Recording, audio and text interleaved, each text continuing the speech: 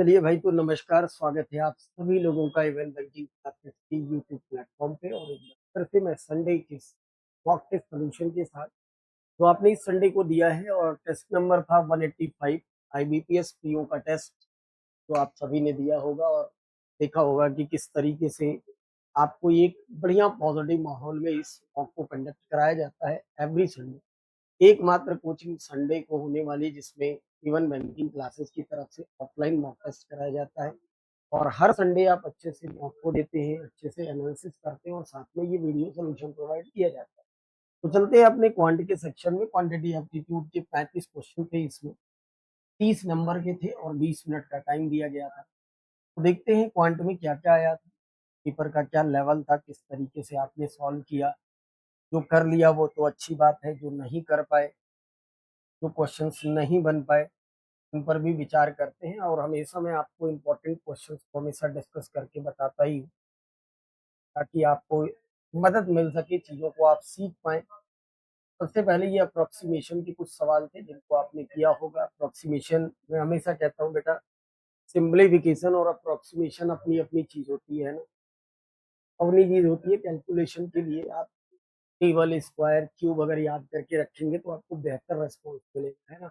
बिना table, square, cube के आप बैठ के तमाशा देखेंगे तो वो सिर्फ वो है कि अगर मुझे सॉल्व करना हो तो मैं अपने अंदाज में करूंगा, कोई दूसरा सॉल्व करेगा वो अपने अंदाज में करेगा। तो डिपेंड करता है आपको कितने स्क्वायर, क्यूब, टेबल, ये सारी चीजें याद है और आपको याद करना चाहिए। अगर आप कंपटीशन के बच्चे हैं तो आपको 19 तक की टेबल रटी होनी चाहिए मिनिमम, 40 तक के स्क्वायर्स रटे होने चाहिए और 19 तक के क्यूब रटे होने चाहिए। इसके आगे की टेक्निक्स के लिए क्लास में हमेशा आपको बताएंगे। उसके बाद बढ़ते ही आगे, तो सबसे पहले हमारे पास 71 से लेकर 75 तक के क्वेश्चंस में डीआई दी गई थी। और मैं हमेशा कहता हूँ कि डीआई का एक ही फंडा है कि आप डीआई को सबसे पहले पढ़ा करिए। कि जो इंस्ट्रक्शंस होते हैं उन इंस्ट्रक्शंस को जब आप पढ़ेंगे अच्छे से तब समझ में आएगा। कह रहा है read the following information mixed graph दे रखा है क्वेश्चंस में। कह रहा है बिलो मेंशन टेबल जो है वो show the views obtained by 5 YouTubers on YouTube in million on first 3 days। यानी ये जो टेबल आपको दिख रही है ना, ये 5 यूट्यूबर के नाम दिख रहे होंगे। देखो, ऐसे 5 ये यूट्यूबर के नाम है, सागर, आकाश, रोहित, विराट और नेहा। ये 5 यूट्यूबर हैं और इनके 3 दिन के व्यूज दिए गए हैं मिलियन। ठीक। और इसके नीचे एक और ग्राफ है, बार ग्राफ। वो कह रहा है जो बार ग्राफ है वो average watch time in minute में दे, तो एवरेज का वॉच टाइम दे रखा है मिनट में। इतनी चीजें हमें दे रखी है, ठीक है। मुझे ऐसा लग रहा है देखकर कि डिकोड करने की जरूरत नहीं है। अगर हमें व्यूज जानने होंगे तो ये टेबल देखनी होगी, अगर वॉच टाइम देखना होगा तो ये नीचे के ग्राफ देखने होंगे। ग्राफ में भी डाटा बिल्कुल डिकोड है, सारी वैल्यूज ग्राफ की लिखी हुई है, कोई भी इसमें वैल्यू ऐसी नहीं है जो आपको निकालनी है। तो दो बातें जब समझ में आ गई कि हमें डिकोड नहीं करना है, तो हम सीधा आगे बढ़ते हैं क्वेश्चंस पे। क्वेश्चन भी देखिए, एकदम सीधा सीधे क्वेश्चंस हैं। इजिली आप इस डीआई को लगा सकते थे, लेकिन कुछ लोगों ने ग्राफ को इस तरीके से पॉइंट वगैरह में देखकर छोड़ दिया कि नहीं टफ होगी। आपसे मैं बार बार कहता हूँ, डाटा से अंदाजा मत लगाया करिए, क्वेश्चंस को लगाने की प्रयास करिए। लगाएंगे तब क्वेश्चन का लेवल पता चलता है। जैसे पहला क्वेश्चन देखो क्या, पहला क्वेश्चन कह रहा है कि आप परसेंटेज ग्रो बता दीजिए इन व्यूज का, days first two days third, किसका, आकाश का। बस इतनी सी बात बतानी है कि आकाश से पहले दिन से लेके तीसरे दिन में व्यूज के ग्रोथ कितने परसेंट हुई है। ग्रोथ कितने परसेंट हुई है मतलब परसेंट इंक्रीज बताना। क्या बताना है, परसेंट इंक्रीज बताना है। अब टेबल पे आओ, और टेबल आकाश की बात थी। आप देख रहे हैं आकाश के पहले दिन की व्यूज कितने हैं, 42 है। पहले दिन के 42 है, दूसरे दिन के 24 है और तीसरे दिन के 52.5। पूछा क्या था हमसे, हमसे पूछा था कि पहले दिन से लेकर तीसरे दिन के व्यूज में क्या प्रतिशत ग्रोथ हुई है। ये पहले दिन का व्यूज है, ये तीसरे दिन का व्यूज है। तो यहाँ से यहाँ तक सिर्फ और सिर्फ परसेंट इंक्रीज निकालना है और कुछ भी नहीं निकालना, परसेंट इंक्रीज निकालना है। इससे ये कितना ज्यादा है, आप कहोगे 10.5 ज्यादा है। जैसे परसेंट इंक्रीज निकालते हैं पहले दिन की तुलना में निकालना है, यानी 42 से निकालेंगे, इंटू 100 कर देंगे। दशमलव हटाने के लिए एक जीरो कैंसिल करने से ये 5 बार कट जाएगा, ये 21 बार कट जाएगा, 21 से ये 5 बार कट जाएगा और 5 का 5 से मल्टीप्लाई करेंगे पहले सवाल। अब 25%। अब बताइए कहाँ से DI टफ? आपने केवल ग्राफ को देखकर ये छोड़ दिया कि सर ये DI टफ होगा, पॉइंट वगैरह में दे रखा था, आपने दिमाग लगा लिया कि ये टफ होगी। इजी है, कहाँ टफ है आप बताइए? कोई सा भी क्वेश्चन सारे इजी हैं। आप देखिए क्वेश्चन नंबर दूसरा देखो आप। दूसरा क्वेश्चन आपसे कह रहा है कि what is the difference between total number of views first day, total number of views second day और ऑल यूट्यूबर्स, सारे यूट्यूबर्स के फर्स्ट एंड सेकंड डेज के व्यूज का डिफरेंस बताना है। दो रास्ते हैं लगाने के, दो रास्ते हैं। टोटल यूट्यूबर ये हैं आपके पास 5 यूट्यूबर, फर्स्ट और सेकंड डेज के डिफरेंस बताने, व्यूज के बताने हैं।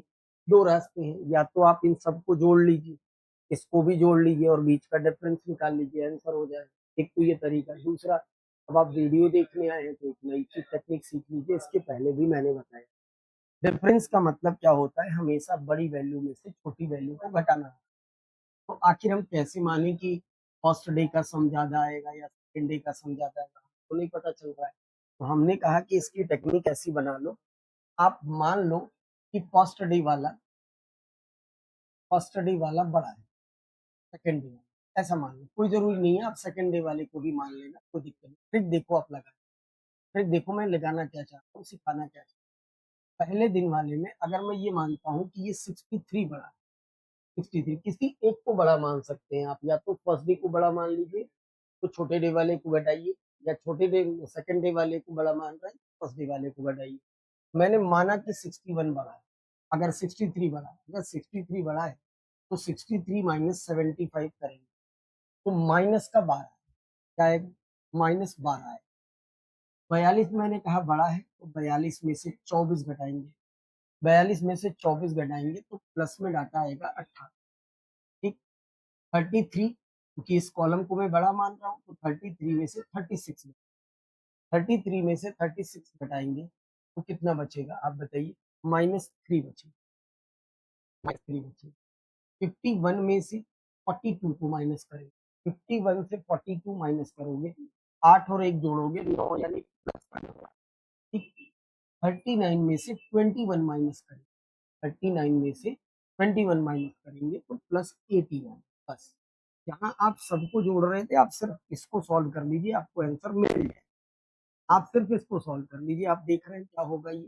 ये माइनस माइनस एक साथ जोड़कर कितने हो जाएंगे? माइनस का 15 हो जाएगा। 18 18 जोड़ोगे तो 36, और 36 में 9 और जोड़ना पड़ेगा। ये दोनों प्लस वाले सारे एक साथ जोड़ लीजिए, तो 36 में 9 जोड़ देंगे कितना हो जाएगा? 45। यानी 45 इसका सम आ रहा है और -15 वो है। 45 में से 15 घटा दोगे तो बड़े आराम से डिफरेंस आ गया इनके बीच का, कितना? 30। जितनी देर में आप सारा जोड़ते उससे मच बेटर ये टेक्निक होगी कि दो कॉलम्स के बीच का डिफरेंस निकालना है तो किसी एक कॉलम को बड़ा मान लीजिए, दूसरे कॉलम को छोटा मान लीजिए। जिसको बड़ा मान रहे हैं उसमें से दूसरा घटाते जाइए। अगर वैल्यू नेगेटिव आ रही है तो नेगेटिव आने दीजिए, पॉजिटिव आ रही है पॉजिटिव आने दीजिए, बाद में सबको मर्ज कर दीजिए तो कैलकुलेशन आ सकती है। तो ये टेक्निक आप लगा सकते थे जिससे कि जल्दी आंसर। डन हो गई बात। एक सवाल और बता दूं आपको, क्वेश्चन नंबर 74, एक और देख लो। इजी है, बहुत इजी है, पता है बहुत इजी है। आप घर पे बनाए होंगे तो सारे बन गए होंगे। 74 नंबर क्वेश्चन देखिए। 74 नंबर में क्या है? कह रहा है कि views obtained by Sagar on fourth day. पता है 3 ही दिन का है, फर्स्ट सेकंड थर्ड, ये आउटर डाटा का सवाल है। चौथे दिन की बात कर रहा है। कह रहा है चौथे दिन के व्यूज जो है सागर के वो 40% इंक्रीज कर जाते हैं किस दिन से? तीसरे दिन की तुलना में। तीसरे दिन से चौथे दिन के 40% इंक्रीज करते हैं, जबकि रोहित के फोर्थ डेज के 20% इंक्रीज करते हैं सेकंड डे की तुलना में। तो रोहित का सेकंड डे लेना है और सागर का थर्ड डे लेना है। ठीक, आओ यहाँ पे। सागर का तीसरे दिन की कितने हैं? 18। 18, 18 कितने इंक्रीज करेगा? 40% इंक्रीज करेगा। 2/5 मतलब 7/5, 7/5 प्लस रोहित के सेकंड डे के कितने हैं? रोहित के सेकंड डे के ये है 36। ये कितना इंक्रीज कर रहा है? 20% इंक्रीज कर। तो 36 20% इंक्रीज करे 1/5 से ये बनेगा 6/5। और आपसे पूछा था इन दोनों का सम बता दीजिए बस। डन। 18 सत्ते हो जाएगा भैया 126/5, तो ये दिख रहा है, प्लस 216/5 ये दिख रहा है। दोनों को अगर मैं जोड़ लूं तो मेरा आंसर 6 6 12 2 3 4 342/5। 5 से भाग देने के लिए हमेशा 2 से गुणा किया करिए। 2 दूना 4 होगा, 4 दूनी 8 और 3 दूना 6। 68.4 is the right answer. 68.4 is the right answer. हम खत्म। ये हमारे पास जब भी 5 का डिवीजन फंसे 2 का मल्टीप्लाई करिए। आप एग्जाम देने आए हैं, सर्च करने नहीं, आप सिलेक्शन के मोड से पढ़ रहे हैं, तो हमेशा 2 का मल्टीप्लाई करिए, एक डिजिट पे पॉइंट लगाइए, बहुत आसान होगा 5 का मल्टीप्लीकेशन। तो मेरे भाई ये सवाल थे जो कि आसानी से आप बना। एक ये क्वेश्चन था, क्वेश्चन नंबर 76, जिसमें लोगों ने उलझ गए। आइए इसको भी देख लें। बड़ा आसान सा सवाल था, कैसे उलझ गए आप भगवान जाने। थोड़ी बुद्धि दे ऊपर वाला कि सवालों को पढ़ के अटैक करने का आप ढंग सीखें। कह रहा है सॉफ्टवेयर कंपनी है जिसमें 60% एम्प्लाई, एम्प्लाई का मतलब होता है कि मैन, 60% एम्प्लाई आर मैन लिखा हुआ है पूरी लाइन। कह रहा है एक कंपनी है, उस कंपनी में 60% एम्प्लाई जो है वो मैन। तो अगर कंपनी में 100 लोग हैं, 100 लोग अगर कंपनी में है तो 60% तो ये मैन हो। अगर 60% मैन हो गए तो आप भी कह सकते हो कि 40% वुमेन होंगी, 40% वुमेन होंगी। फिर कह रहा है आपसे कि 48% of the employee are engineer. Employee बोला है, ना ही मैन बोला उसने, ना ही फीमेल बोला। तो कंपनी में एम्प्लाई थे कितने? 100। 100 एम्प्लाई का 48%, यानी 48 एम्प्लाई है ये, ना मैन है ना वुमेन है। 48 एम्प्लाई इंजीनियर है। ठीक, 48 एम्प्लाई इंजीनियर है, मतलब इसमें मैन भी इंजीनियर होंगे और वुमेन भी इंजीनियर होंगे। कह रहा है 66.66% of the engineer are man. 66.66%। भाई मेरे एक बात बताओ, मैन है कितने? मैन है कितने? 60। ठीक, अब 60 टोटल एम्प्लाई इंजीनियर कितने हैं? 48। 48 अगर टोटल एम्प्लाई इंजीनियर है तो इसका 2/3 करना पड़ेगा, क्योंकि 66.66% होता क्या? 2/3। 16 या 48 और ये हो गया 32, यानी 32 तो क्या है? 32 मैन इंजीनियर है, ये मैन इंजीनियर है। अब अगर 32 मैन इंजीनियर है तो वुमेन कितनी इंजीनियर होंगी? 16 वुमेन इंजीनियर है, 16 वुमेन इंजीनियर होंगी। उसने कहा है बताइए उन महिलाओं का प्रतिशत जो इंजीनियर नहीं है। कंपनी में महिलाएं हैं कितनी? महिलाएं हैं कितनी? तो 40। 40 महिलाओं में से 16 महिलाएं तो इंजीनियर हैं। अगर 16 महिलाएं इंजीनियर हैं तो इंजीनियर हैं कितनी? नहीं, 40 माइनस 16, 40 माइनस 16, 24 महिलाएं इंजीनियर नहीं है। ये कितने प्रतिशत है महिलाओं का? महिलाएं हैं 40। डन। इंटू 100 करिए, खत्म। 4 6 से काटिए 4 बार, 6 से काट लीजिए, नहीं 8 से काट लीजिए, 8 से 3 बार और 8 से 5 बार। 3/5 का मतलब है 60%। सवाल का आंसर आ गया 60। 60%। सही बात समझ में? 60% राइट आंसर।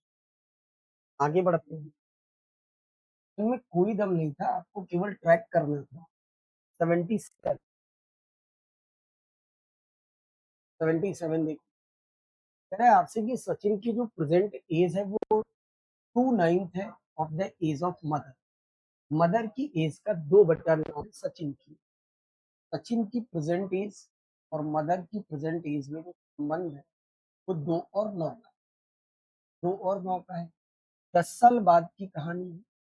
10 साल 10 साल बाद की कहानी क्या है? He will be fourth 11 of the mother, यानी मदर 11 होगी तो सचिन कितना होगा? 4।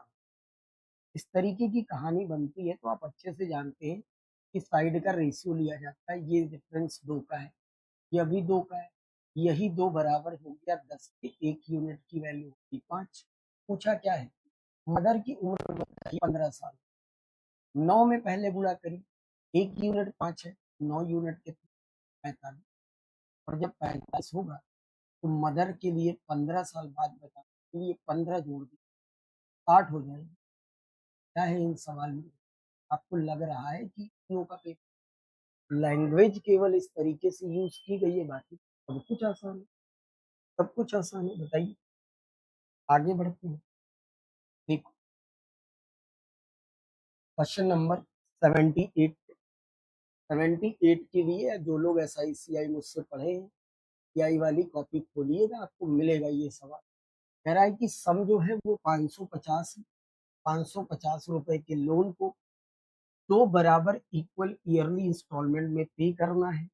अगर इंस्टॉलमेंट 20% कंपाउंड एनुअली है तो वैल्यू ऑफ ईच इंस्टॉलमेंट प्रत्येक किस्तों की प्रत्येक किस्तें बता दीजिए। ऐसे सवाल के लिए बहुत अच्छी अप्रोच मैंने आपको बता रखी है कि अगर 20% की रेट ऑफ इंटरेस्ट, तो इसका मतलब होता है 1/5। पहले साल की पिक्चर ये होती है कि अगर 5 रुपए किसी उधार लोगे तो बदले में आपको जो देना पड़ेगा 1 रुपए के देना। जब बात 2 साल की इंटरेस्ट की होती है, वो भी ईयरली इंस्टॉलमेंट की, तो इसी 5 का स्क्वायर करते हैं, ये 25 होता है, इसका स्क्वायर 36। क्योंकि ईयरली इंस्टॉलमेंट इक्वल है इसलिए आपको भी इक्वल करना पड़ेगा, और इक्वल करने के लिए ऊपर मल्टीप्लाई 6 का करना। जब 6 से मल्टीप्लाई करेंगे तो ये 30 हो जाएगा और ये 36 होगा, और ये कितना होगा? 36। आपने दोनों साल की इक्वल इंस्टॉलमेंट को इक्वल कर लिया। अब जब इक्वल कर लिया तो आपने देखा कि आपने जो पैसा लिया है ये कुल आप ले रखे हैं 55 रुपए। टोटल अमाउंट प्रिंसिपल कितना ले रखे हैं? 55 रुपए। और ये 55 रुपए की 2 किस्तें हैं, पहली और दूसरी। ठीक, तो आपने जो क्वेश्चन में पैसा दिया था वो टोटल 550 रुपए दिया था, यानी प्रिंसिपल की वैल्यू गिवन है 55 बराबर है 550 की। 1 यूनिट की वैल्यू कितनी है? 10। तो इसलिए ईच इंस्टॉलमेंट जानने के लिए 36 से मल्टीप्लाई करिए। 36 इंटू 10 करिए, कितना हो गया? 300। 36 इंटू 10 करिए, कितना हो गया? 300। यानी प्रत्येक इंस्टॉलमेंट कितनी हो गई? 360 रुपये। 360 रुपीज की इंस्टॉलमेंट करा रखा है। कपिया खोलेंगे तो सब मिल जाएगा, कपिया खोलेंगे ना तो सब मिल जाएगा। बाकी ये 79 इजी है ना? 79 इजी है, तो 80 इजी है। ये सब इजी इजी क्वेश्चन है, ऐसे हैं जो हमने आपको कई बार करा रखे हैं, कई बार हमने करा रखा। ठीक, इन क्वेश्चंस को करिए, आप कब सीखेंगे, है ना? बताने वाले ही क्वेश्चन में बताऊं तो अच्छा लगेगा। एक बार थोड़ा ये बता देता हूँ। 89 नंबर, ये मुझे लग रहा है कि शायद पहली बार आप देख रहे होंगे, पहली बार तो नहीं देख रहे हैं, बट ठीक है, बता देता हूँ। 81 नंबर क्वेश्चन देखो।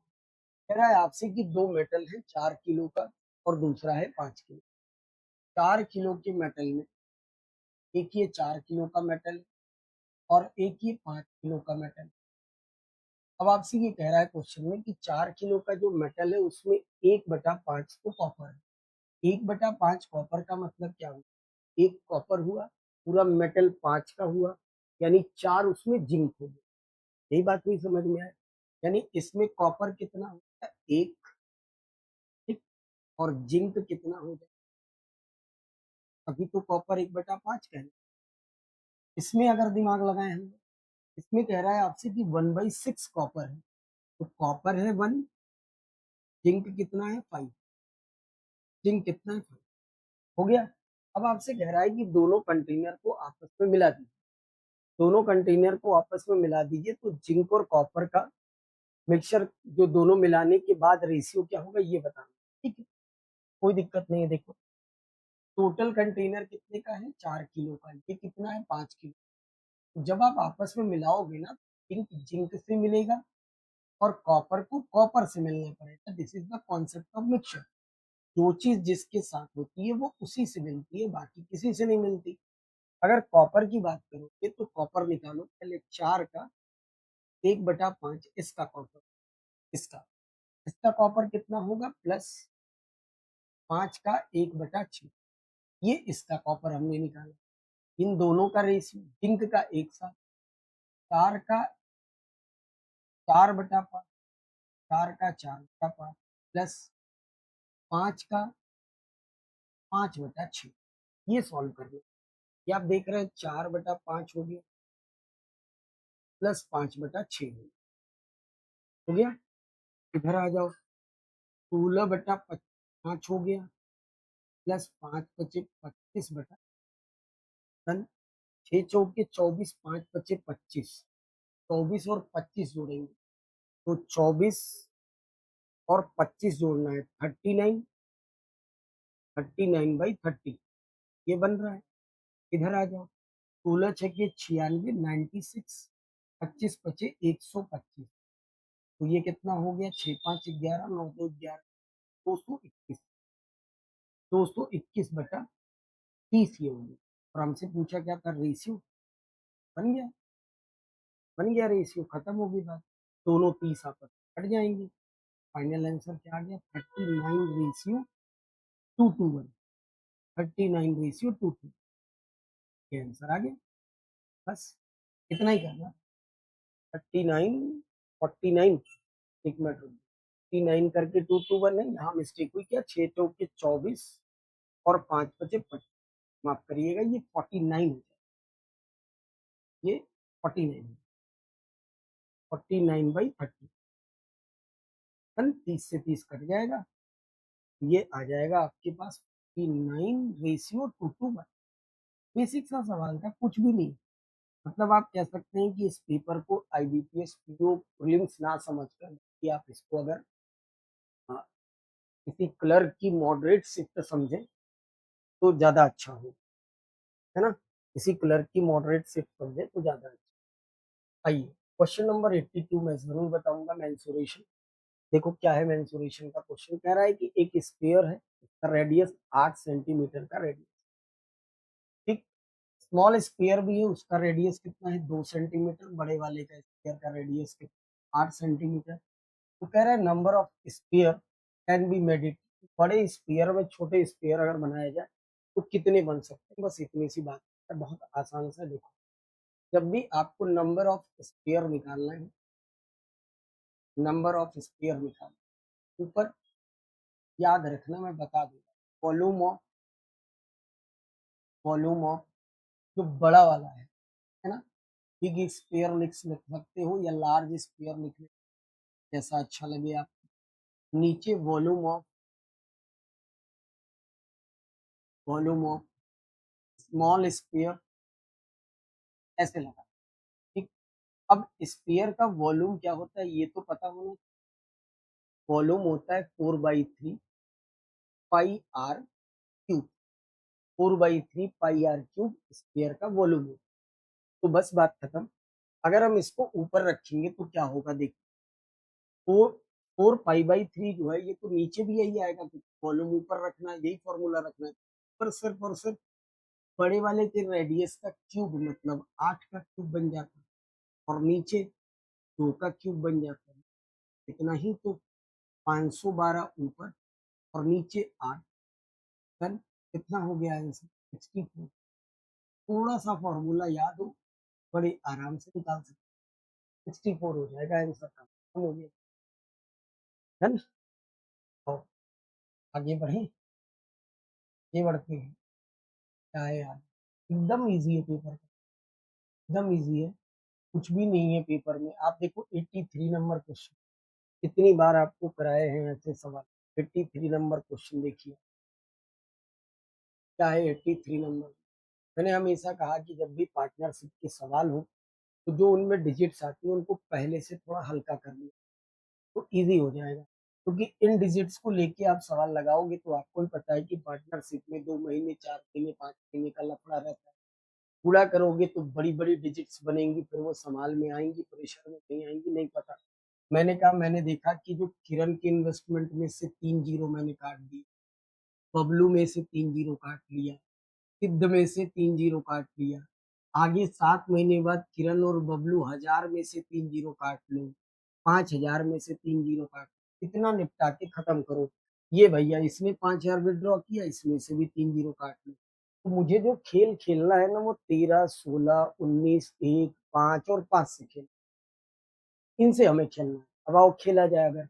कह रहा है किरण ने 13 रुपए लगाए हैं, 7 महीने बाद किरण और बबलू, किरण 1000 इन्वेस्टमेंट करती है, तो किरण ने लगाए कितने? किरण देख भी रही होगी इस वीडियो को। कह रहा है किरण किरण ने लगाए 13 रुपए, 7 महीने तक एज इट इज रहे। 1000 रुपए फिर 7 महीने बाद लगाए, तो 1000 में जब मैंने 3 जीरो काट दिए तो सिर्फ एक जोड़ेंगे, यानी 14 रुपए लगाए और ये चले अगले 5 में। बबलू भैया की क्या कहानी है? बबलू भैया लगाए हैं 16 रुपए, 7 महीने तक एज इट इज था, उसके बाद इन्होंने 5 रुपए और लगा दिए। 16 और 5 हो गया कितना? 21। 16 5 कितना हो गया? 21। और ये कब तक चला? अगले 5।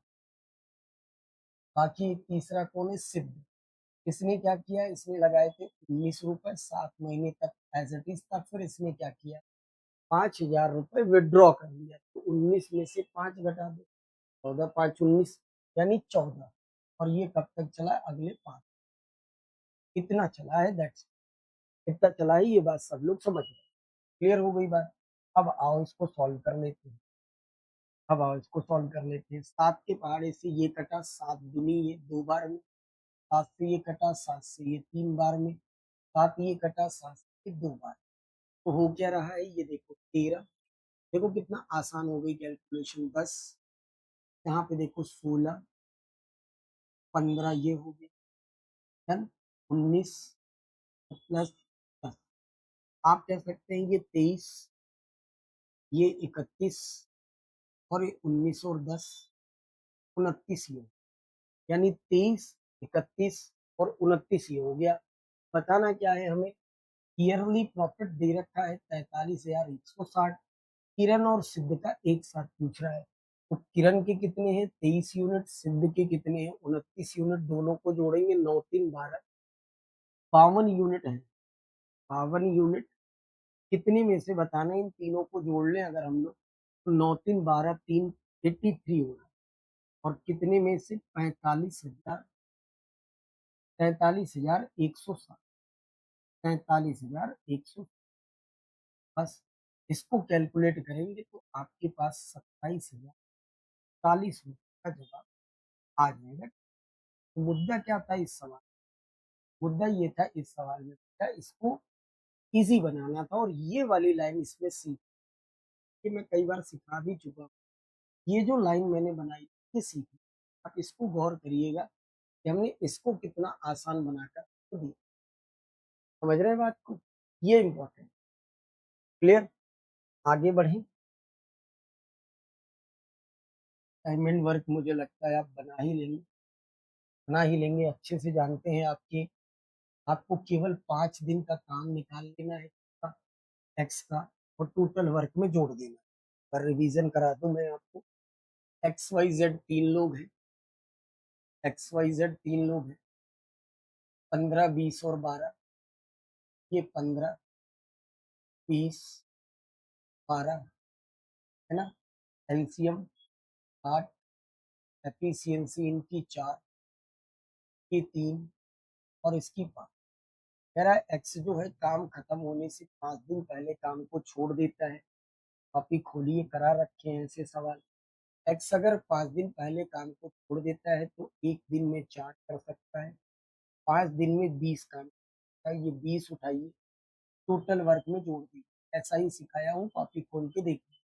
यानी पूरा काम 80 है। और अब इनसे बोलो कि काम करिए, तो 5 3 8 और 4 कितना हो गया? 12। 80 काम, 80/12, जवाब हो जाएगा कितना? 20। जवाब हो जाएगा कितना? 30। कितने दिन में कंप्लीट कर दें? 20/, ऐसे ही करते हैं। और ऐसे ही मैंने करा रखा है कॉपी में। अगर आपको लग रहा है कुछ अचूबा मैंने कर दिया तो आप कॉपी खोलिए। सब कॉपी में पड़ा हुआ है। ठीक है, क्वेश्चन नंबर 85 और देखिए, दो इस बार मेंसुरेशन के सवाल थे। 85 नंबर क्वेश्चन, 85 नंबर क्वेश्चन कह रहा है कि cone with the diameter of the base of 50 centimetre for, cone का अगर डायमीटर 50 है तो कोन की रेडियस 50/25 होगी कोन की रेडियस। फिर एक सेमी स्फेरिकल बॉल है, एक बॉल है, उसका डायमीटर 20 है। मैंने कहा अगर बॉल का रेडियस निकालें 20 है, यानी डायमीटर हो जाएगा कितना, डायमीटर कितना हो जाएगा। What is the approximate height of cone बताना, कोई दिक्कत नहीं, आप लिखिए दोनों को आपस में बराबर, 1/3 into pi r square into h, ये बराबर होगा 4/3 इंटू पाई और इंटू आर क्यूब। एक को बड़ा एक को छोटा मान लेते हैं, इजिली दोनों आपस में निकल जाए। 3 से 3 काट लो, डन, पाई से पाई काट, ठीक हो गई बात। अब जरा देखो, कोन के लिए आप 25 इंटू 25 लिख सकते, 25 इंटू 25 हाइट बतानी है, 4 इंटू आर का क्यूब मतलब 10 इंटू 10, ये सॉल्व कर लेना था मेरे भाई, सीधा आंसर। फॉर्मूले याद होंगे तो बनेगा। 25 से अगर काटेंगे तो ये 25 चौक का 100, 4 बार में कट गया। और भी कुछ कट रहा है, 5 के पहाड़े से 5 बार और 5 के 2, तो एच की वैल्यू क्या आ रही है, 4 चौक के 16 गुना 32 बटा 32 गुना 64, 6.4, कितनी आ गई, 6.4। डन, इधर से ठीक है। क्वाड्रेटिक तो ना बनी हो तो आप लाइए एक 20 रुपए की गोली खा लीजिए। के बाद की सारी चीजें इजी थी, ये डीआई भी बहुत इजी, मैं नहीं बता रहा इस डीआई को, पूरी डाटा लिखा हुआ है, केवल रख देना है, निकालना, ठीक है। कुछ भी नहीं है पूरे पेपर में, मुझे तो लगा था कि पीओ का पेपर है थोड़ा टफ होगा, बट बहुत इजी पेपर था। और ऐसे पेपर्स को आप बनाए, नंबर निवेदन है, नहीं एग्जाम टाइम में बना, घर पे बनाइए, बैठ के बनाइए, आराम से बनाइए, प्रैक्टिस ही परफेक्ट बना सकती है गांठ बांध। नहीं तो पेपर टफ आएगा तब भी कंपटीशन से बाहर होना पड़ेगा, पेपर अगर इजी आएगा तब भी कंपटीशन से बाहर। Every Sunday offline mock test को सीरियस ले, एवरी वेडनेसडे आप ऑनलाइन मॉक को सीरियस ले, और एवरी फ्राइडे आप मेंस मॉक को ऑनलाइन माने। गुड मॉक बहुत इंपॉर्टेंट है आपके लिए इतना जानना। बाकी फिर मुलाकात होगी आपकी अन्य वीडियो में, तब तक के लिए आप अपना ध्यान रखें, पढ़ाई को जोर शोर से शुरू करें, एग्जाम बिल्कुल लगातार है, समय नहीं है, अब खेल कूद का समय खत्म है। ठीक है मेरे भाई, मिलते हैं फिर वापस, बहुत बहुत धन्यवाद।